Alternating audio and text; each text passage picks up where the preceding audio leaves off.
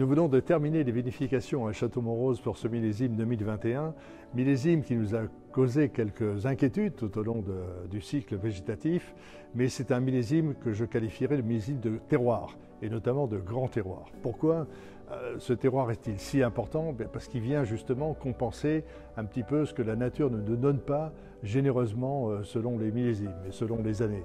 Alors le terroir, je le rappelle, c'est cette composition originale entre le sol, le sous-sol, la climatologie qu'il y a au-dessus et naturellement les actions de l'homme que l'on peut mener tout au long de la saison végétative. Voilà, c'est un petit peu ce qui a été important dans ce millésime 2021.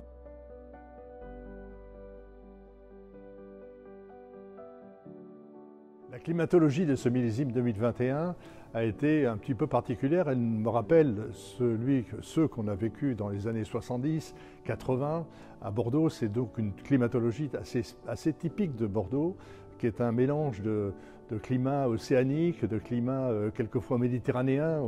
On l'a vécu dans des derniers millésimes avec des étés chauds, secs. Ça n'a pas tout à fait été la même chose cette année. On a eu un assemblage de climats pas trop chaud, plutôt humide, donc quelque chose qu'on maîtrisait moins bien il y a 30 ou 40 ans, mais qu'aujourd'hui, avec les progrès de l'œnologie, avec les observations que l'on a fait de notre terroir, que l'on connaît beaucoup mieux qu'avant, on a pu donc mener les actions correctives nécessaires pour faire que ce millésime soit un millésime de grande qualité, ce qui est le cas d'ailleurs, puisque ce que l'on goûte aujourd'hui dans les cuves, bientôt dans les barriques, est quelque chose qui nous plaît, qui ressemble bien à ce que Montrose sait faire, qui ressemble bien à cette typicité de vin que l'on fait ici sur ce domaine.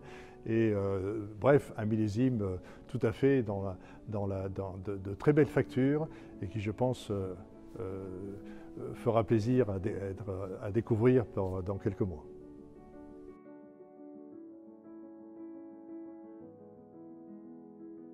Alors, je voudrais rappeler que le terroir de Montrose est assez privilégié puisque nous avons cette position par rapport au fleuve qui est très importante. On est le terroir le plus proche du fleuve. On est assis sur ces fameuses terrasses 3 et 4 et principalement la terrasse 4 qui est une terrasse extrêmement drainante et donc ça a beaucoup facilité les choses cette année. On a évité que l'eau stagne dans le sol et dans le sous-sol puisque le terrain de Montrose est en pente douce vers le fleuve et donc permet d'évacuer toute une partie du surplus d'eau dont la nature n'a pas besoin vers les bas de pente. Et puis cette proximité du fleuve nous a évité une fois de plus les gels de printemps qui ont été sévères dans les vignobles français. Je pense qu'il y en a qui ont été extrêmement touchés. Je pense notamment au nord de la Bourgogne, dans les régions productrices de blanc. Montrose, une fois de plus, n'a pas effectivement dû subir cette climatologie sévère et s'en est particulièrement bien sorti dans ce millésime un peu compliqué. Alors Vincent Decup me rejoint, notre directeur technique, et j'ai envie de lui poser une question très simple. C'est face à cette climatologie un peu particulière, comment est-ce que vous avez vécu les choses durant le cycle végétatif cette année sur Château-Montrose? Alors c'est vrai que 2021, c'est un millésime qui a été assez compliqué, où l'équipe technique de la propriété a dû relever de nombreux défis, mais dans les principaux, il y a eu la protection du vignoble en viticulture biologique, où il a fallu redoubler de vigilance et de passage pour assurer une parfaite protection, ce que nous avons réussi à faire. Pour maintenir un état sanitaire parfait de la récolte. Puis il a fallu contenir la croissance de la vigne, la pousse de la vigne durant toute la saison. Donc on a fait plus de levage et relevage et de rognage de la vigne. Et enfin il a fallu gérer les sols, notamment les adventices, l'herbe qui poussait, de façon à la laisser pomper l'eau excédentaire du sol, et tout en empêchant qu'elle concurrence trop la vigne. Donc ça a été les défis majeurs du vignoble qui ont été relevés pleinement par l'équipe de la propriété et qui nous ont permis d'accéder à des parfaites maturités pour nos 4 cépages. Donc un travail de chaque instant, de tout instant, plus que d'habitude, mais un résultat à la fin qui valait le coup de se décarcasser et de faire les choses bien. Comme chaque année évidemment, mais c'est vrai que c'est une année où on a fait appel à tous les savoir-faire de la propriété, de chacun et à tous les niveaux pour arriver à révéler les meilleures parties de la propriété et des terroirs de Montrose.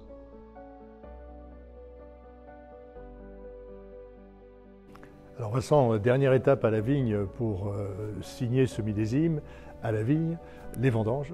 Ça s'est passé comment? Difficile?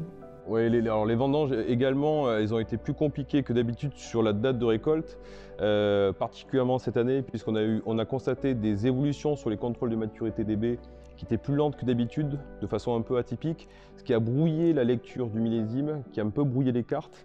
Et pour arriver à bien déterminer cette date de vendange et les associations de parcelles que nous faisons traditionnellement, il a fallu faire appel au savoir-faire des équipes, au collectif, à la connaissance que les équipes ont du terroir, pour arriver justement à bien se positionner.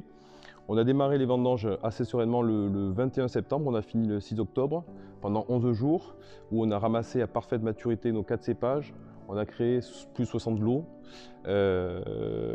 et on est plutôt ravis de tout ce qui s'est passé, de la qualité de la vendange qui est au niveau où on l'attendait.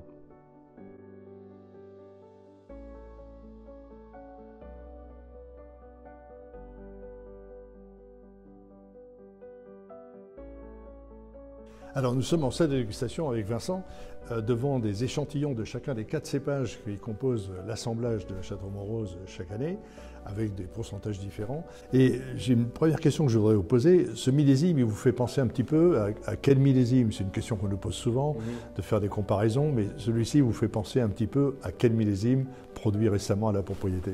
Alors ce millésime, il nous fait penser au millésime de 2014 pour 2 raisons. La première, c'est la climatologie, où ce millésime, tout comme 2014, a connu une arrière-saison incroyable, un été indien, à partir du mois d'août et ce jusqu'au moment des vendanges. Et puis la deuxième raison, c'est l'équilibre des vins, le style, la tension, qui nous fait penser à 2014 également. Alors là, pour l'instant, on a des vins de goutte.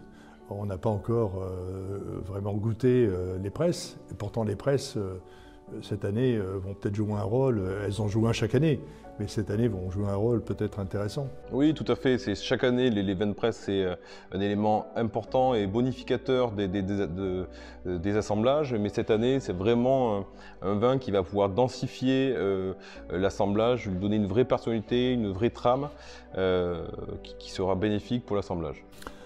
Les caractéristiques, un grand classique de Bordeaux. Un grand classique de Bordeaux. Arrêtez-moi si vous n'êtes pas d'accord. Un grand classique de Bordeaux. Pas un vin d'une hyper concentration, mais avec une grande finesse, une grande race, avec une palette aromatique intéressante. Bref, un millésime qui est très prometteur pour l'avenir. Voilà, qu'on aimera boire jeune et redécouvrir dans le temps.